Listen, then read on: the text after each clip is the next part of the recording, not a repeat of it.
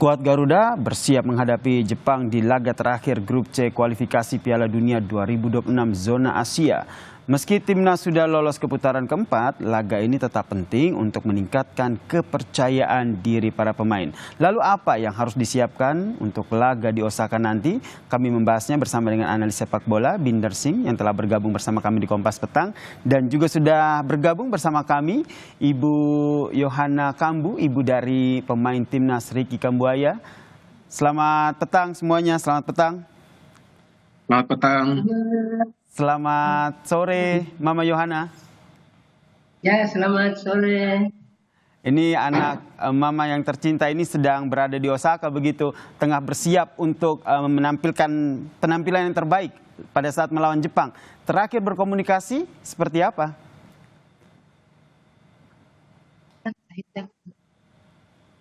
3 hari kemarin dia telepon. Itu telepon Mama dan Vicky sampaikan bahwa Mama berdoa agar dia bertanding di Jepang bisa berhasil.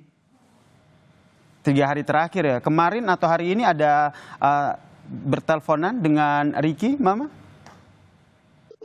Tidak, 3 hari kemarin. Ada Ricky ada minta doa khusus tidak, Mama? Ricky ada minta doa khusus. Ricky ada minta doa khusus. Ya, Ricky ada minta doa khusus. Apa doa yang ingin dia ingin selalu diminta kepada Mama? Iya, dia ingin minta doa dari Mama. Mama berdoa semoga Ricky punya talenta ini terus terus bertanding. Terus Mama berdoa Tuhan pimpin dia, Tuhan jaga, Tuhan melindungi. Jadi setiap Ricky bertanding itu diberikan untuk Mama harus berdoa. Tapi biasanya dia bertanding, Mama tidak nonton. Nanti Mama hanya di rumah saja, Mama berdoa. Sampai nanti Ricky bertanding sudah menang. Nanti hari berikutnya itu Mama minta ini live kah ulang. Itu baru Mama bisa nonton. Mama tidak bisa nonton saat dia bertanding. Selalu meminta doa dari ibu ya, selalu minta doa dari Mama untuk jelang pertandingan ataupun selama ini masih tetap berkomunikasi begitu dengan Ricky. Saya ke Bung Binder. Bung Binder melihat sosok Ricky Kambuaya ini seperti apa? Kemarin sudah tampil saat laga melawan Tiongkok. Saya melihat Ricky sebagai petarung ya di atas lapangan ya.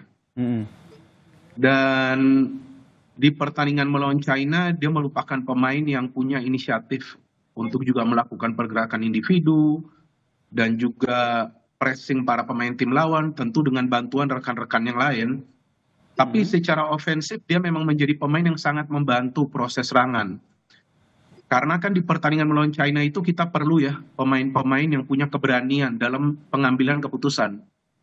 Dan itulah yang dilakukan oleh Ricky sepanjang jalannya pertandingan kan, sampai dia kesulitan menyelesaikan pertandingan sehingga harus diganti.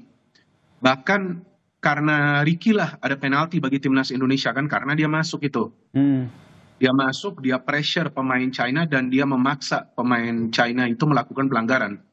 Jadi ya kalau kita berbicara soal pertandingan melawan China, tentu semua orang punya penilaiannya masing-masing ya untuk pemain terbaik. Tapi saya dari awal setelah pertandingan selesai, saya sudah posting di akun IG saya, di story-nya saya sudah mengatakan di sana bahwa bagi saya man of the match-nya adalah Ricky Kambuaya. Karena dia diberikan kepercayaan tampil dari awal, dan di round 3 ini di pertandingan melawan China itu pertama kalinya Ricky tampil dari awal sebagai starter. Dan dia menjawab kepercayaan dari pelatih. Itu sangat penting. Jadi dia menjalankan tugas dia dan dia bertanggung jawab atas setiap keputusan yang dia ambil di atas lapangan. Tentu yang kita harapkan form ini bisa lanjut ke pertandingan-pertandingan lainnya. Jadi menurut Anda saat laga melawan Jepang, Patrick Kluivert juga akan tetap menurunkan Ricky Kambuaya dari menit awal? Nah ini yang masih menjadi sebuah misteri bagi saya, karena taktiknya mau seperti apa. Seperti yang tadi saya katakan, lawan China kan Ricky ofensif. Nah apakah melawan Jepang masih mau main dengan skema yang sama ofensif? Karena bermain away melawan tim terkuat di Asia. Meskipun Jepang kan tidak memanggil semua pemain pilar mereka. Jadi ini kembali tergantung lagi dari pelatih maunya mainnya seperti apa. Dan ada juga sekarang kan Marcelino yang sudah kembali kan. Karena kemarin itu kalau saya lihat perannya Ricky Kambuaya menjalankan perannya antara Marcelino atau Orat Mangun. Kan dua-duanya absen tuh di pertandingan melawan China. Bisa juga Ricky diturunkan dari awal karena walaupun dia gak main ofensif, tapi bisa juga dia bermain sedikit bertahan kan di tengah. Memang Ricky punya kemampuan itu untuk bertahan dan menyerang sama baiknya. Oke, jadi Karena menurut Anda kemampuan tidak dia. hanya untuk ditaruh di lini menyerang begitu, tapi juga bisa Ya. ditaruh di tengah begitu ya? Bisa juga. Seperti lawan Bahrain kan dia mainnya dari tengah. Kalau ditaruh di depan lagi, ini kan biasa kalau kemarin sempat ngobrol juga bahwa performanya oleh Remen ini kurang oke, kurang maksimal begitu karena tidak ada pasangannya, yaitu ada Ratmangun dan juga ada si Marcelino di situ. Sebetulnya Ole itu sulit mendapatkan peluang karena dia terlibat juga dalam proses membangun serangan. Jadi dia harus turun juga kan ke second line. Nah, masalahnya pada saat dia turun ke second line, kita tidak melihat ada pemain lain yang bisa masuk ke ruang terbuka di area pertahanan China, Mas. Nah, itu yang menjadi masalah. Jadi karakter dari Ole ini bukan menunggu bola di depan, tapi ikut terlibat dalam proses serangan. Jadi memang harus ada support yang lebih baik. Nah, biasanya yang support itu kan adalah antara Marcelino ataupun Ragnar kan. Oke. Nah, yang Jadi diharapkan yang ingin saya tanyakan ke Bung Binder ini ketika nanti ada Marcelino di sana kemudian disandingkan dengan Ratmangun dan juga Ole Romeni di lini serang begitu. Kalau posisinya Ricky Kambuaya ini bisa berada di lini tengah menurut Anda? Iya bisa. Karena lawan Bahrain juga dia bermainnya kan di tengah. Bisa juga dia bermain di tengah karena kan biasanya Tom Hea juga tidak bermain full kan. Dia biasanya diganti setelah menit ke-70 kan, bisa juga dia bermain di tengah. Tapi kan melawan Jepang kan Ragnar juga tidak akan bermain kan, absen kan. Marcelino akan turun. Oke, saya mau ke Mama Yohana dulu. Mama Yohana, apa saja yang sudah diceritakan oleh anak Mama begitu si Ricky Kambuaya terkait dengan pertandingan lawan Tiongkok kemarin dan juga nanti saat bertanding melawan Jepang ini. Tapi Mama jangan dijawab dulu ya. Kita lanjutkan diskusi kita usai jeda berikut ini. Tetaplah bersama kami di Kompas Petang.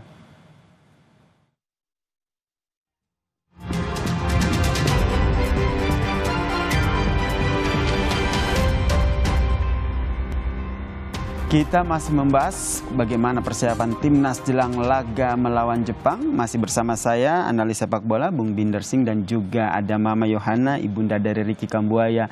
Saya ke Mama Yohana dulu. Mama, saya lihat di belakang Mama itu ada foto ya. Itu foto Ricky Kambuaya, bisa ditunjukkan?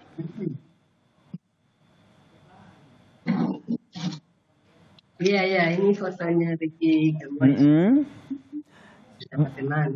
Coba Mama ceritakan dulu, itu foto Mama yang pasang atau memang Ricky yang taruh di situ?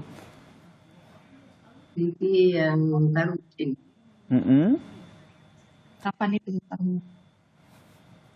Ini dia main di Persibaya. Oke.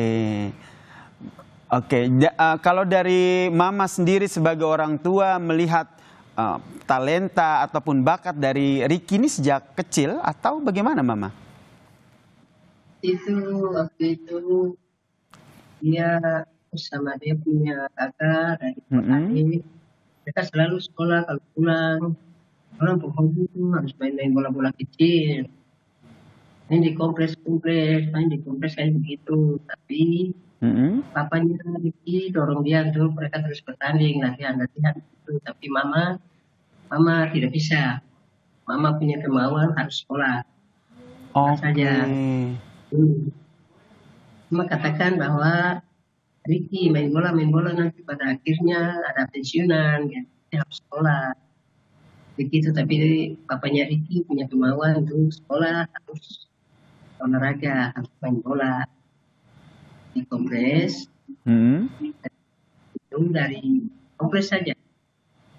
Nanti dia berangkat main pertama, dia 2 toh. Dia 2 di Mojokerto. Oke, jadi waktu kecil suka main bola, tapi tetap harus sekolah dulu ya, diselesaikan begitu. Baru bisa menjadi pemain bola profesional seperti sekarang. Sekarang Mama melihat Ricky Kambuaya sudah menjadi salah satu pemain timnas, kemudian ini nanti akan laga melawan Jepang. Apa yang menjadi kebanggaan dari Mama? Ya itu Mama bangga sekali dan Mama bersyukur kepada Tuhan. Sebab bukan itu kebetulan, tapi itu adalah suatu talenta yang Tuhan kasih. Baik. Saya ke Bung Binder. Bung Binder, kalau kita lihat ini apa yang disampaikan oleh Patrick oleh tim oleh PSSI, yaitu Ketum PSSI Erick Thohir yang bilang timnas Indonesia akan bermain all out begitu. Anda membacanya all out di sini seperti apa? Ya, all out-nya artinya bermain sebaik mungkin. Bermain sebaik mungkin dan bermain lepas. Karena kan sudah dipastikan lolos ke round 4. Tapi seperti yang juga saya jelaskan sebelumnya dengan Anda di Kompas TV, bahwa pertandingan lawan Jepang itu kan bukan uji coba atau bukan formalitas. Ya, jadi apa yang dikatakan oleh Ketua Umum PSSI Pak Erick Thohir ya betul. Harus all out artinya tetap mainnya serius. Kalau soal strategi itu kan kita perlu menunggu dari Patrick Kluivert mau main strateginya seperti apa. Pertimbangannya banyak kalau mau main menyerang, ya kan? Karena melawan tim yang produktif di round 3 ini, tim yang dijuluki mesin gol ini Jepang. Mereka main bola bukan untuk possession, tapi mereka main bola untuk cetak gol dan menang. Jadi kalau soal strategi ini, saya pikir kalau mau main menyerang tentu pertimbangannya sangat banyak. Kalau mau main defend and counter itu lebih ideal, tapi kita tunggu nanti strateginya seperti apa. Dan soal match fitness dari para pemain ini lebih penting lagi, Mas.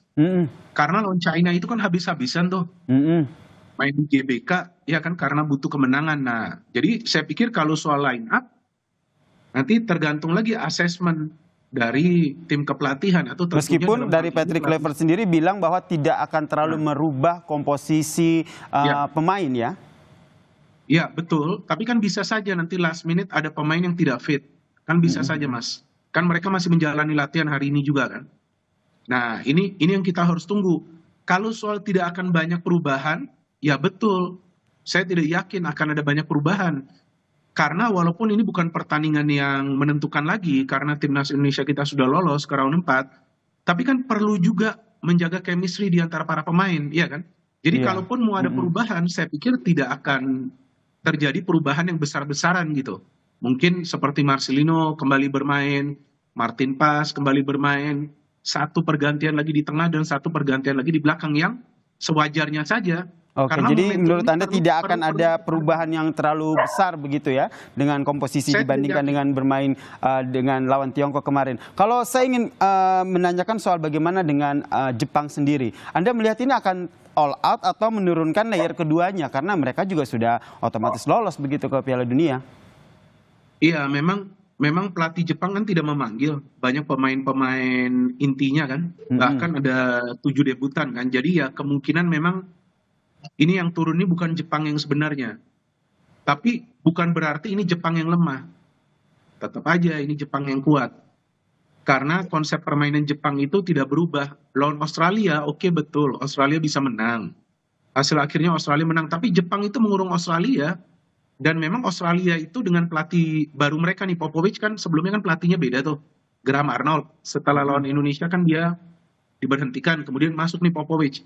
Nah strategi Popovich ini memang bertahan counter. Seperti yang mereka lakukan lawan timnas kita tuh. Waktu mereka menang telak kan banyak counter. Jadi memang Australia ini pintar dalam bertahan. Sehingga mereka kebobolan. Nah artinya kalau kita berbicara soal peluang dari timnas Indonesia kita lawan Jepang besok sore, kalaupun mau main defensif, bertahannya itu harus benar. Dan tidak boleh ada kesalahan sama sekali. Ini yang harus dijaga. Kalau bisa mencontoh apa yang dilakukan Australia, pada saat bermain di Jepang juga, kan Australia menahan imbang. 0-0. Dan pada saat itu kan Jepang turun full tim. Mereka mainnya sama. Bertahan, counter. Jika timnas kita bisa mencontoh permainan dari Australia, walaupun materi pemain kita beda, dengan Australia, bisa saja timnas Indonesia kita mencuri poin di Dan Osaka. kalau kita lihat lini bertahan kita juga cukup oke begitu. Tapi kalau kita berbicara soal penjaga gawangnya nih, kalau menurut Anda akan kembali menurunkan Martin Paes atau Emil Audero yang kemarin juga sudah membuktikan performanya saat melawan Tiongkok? Saya pikir tetap Martin Paes ya Mas, karena dia kan kiper utama ya. Jadi saya pikir tetap akan Martin Paes yang diturunkan, dan memang Emil tidak kebobolan, tapi kalau saya melihat di babak pertama ada 1-2 kesalahan yang dia lakukan yang kemudian bisa dia recover ya. Jadi saya pikir kalau soal ketenangan memang Martin Paes lebih unggul, tapi ya nanti kita lihat jika Kluivert memilih mainkan Emil Audero juga, ya itu nanti adalah keputusan dari pelatih. Tapi logisnya yang dimainkan kembali adalah Martin Paes karena dia kiper number 1 dari timnas Indonesia. Kita nantikannya seperti apa starting 11 yang nantinya akan dipilih oleh pelatih Kluivert. Ini biasanya sejam sebelum pertandingan nih baru kita lihat nih siapa aja nih starting 11 yang akan diturunkan oleh pelatih Kluivert. Yang jelas Bung Binder maupun Mama Yohana tetap berharap ya timnas Indonesia akan memberikan penampilan yang terbaik dan juga menang saat laga esok hari. Terima kasih Bung Binder dan juga Mama Yohana telah bergabung bersama kami di Kompas Petang. Salam sehat semuanya.